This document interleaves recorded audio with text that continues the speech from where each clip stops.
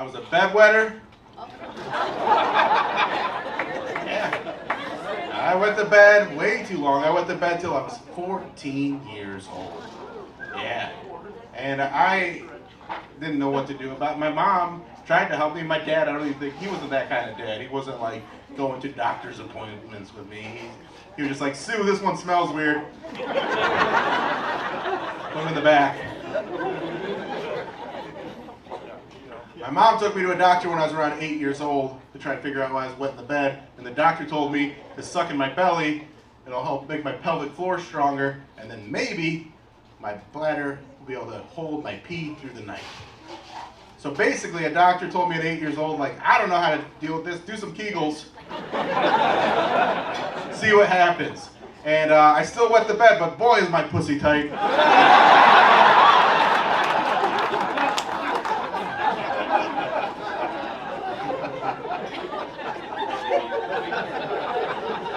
So you guys, his butthole's got tight on it.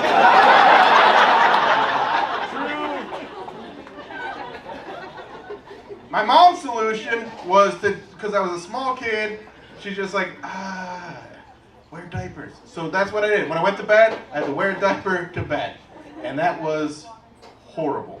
But my mom was like, be proud of who you are. And then she just sent me out into the world on sleepovers and camping trips and shit like, I know. And then kids would find my diaper and they'd be really mean. Because, I mean, first of all, it was like the 80s and 90s and there wasn't like this anti-bullying movement yet.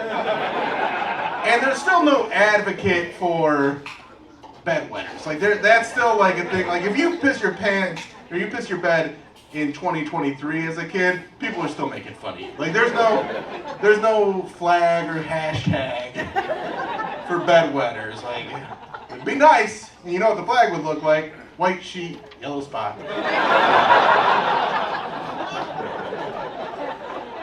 But there isn't. But there was a light at the end of the tunnel, because I heard that when you hit puberty, you probably are going to stop wetting the bed. Not even 100%, but you're probably going to stop wetting the bed. So I was so excited for puberty. I got real hyped in 5th grade because we did sex education. They told us all about it, but we all went into sex ed like we didn't need it. We're all like, oh, we don't need sex ed. We already know everything about sex. We know about pussies. We know about boners. And then they started talking about like menstruation and fallopian tubes, and we're like, we're overwhelmed. That was a lot. We didn't know any of those things. But then there was the cool kid that knew more about sex than what they taught us in sex ed. He was talking about like oral sex and anal sex and what it felt like. And then you try and write a joke about it 30 years later, and you're like, oh no, something happened to Brad.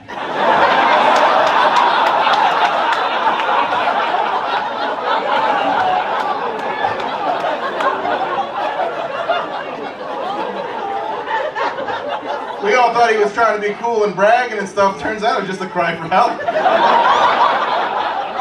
We're like, you're the coolest, Brad. He's like, oh, thanks.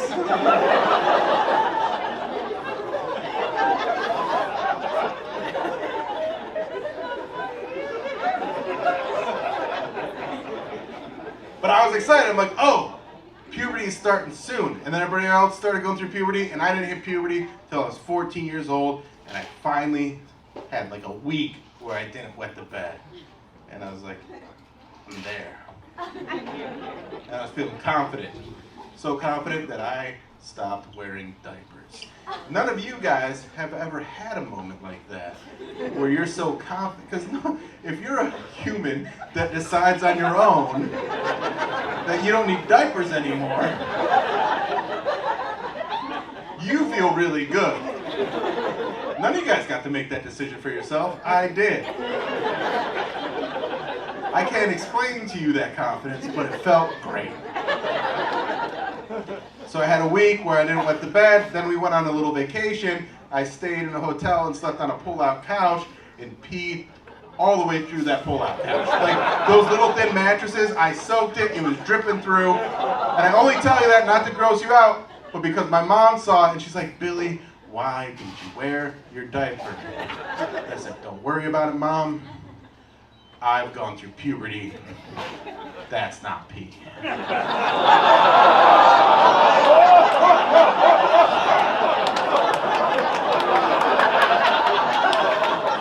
then my mom had to explain to me that not that much cum comes out. Well, like I told you, my parents are Mormons, so she didn't use those words. What my mom said to me was, that's not how the magic happens. Which seemed kind of cute at the time. But then 3 years later, I was watching MTV, a show called Cribs came on, and Snoop Dogg was showing us his house, and he walks into his bedroom, points at his bed, and says, this is where the magic happens. And I got a boner that I'm still not comfortable with.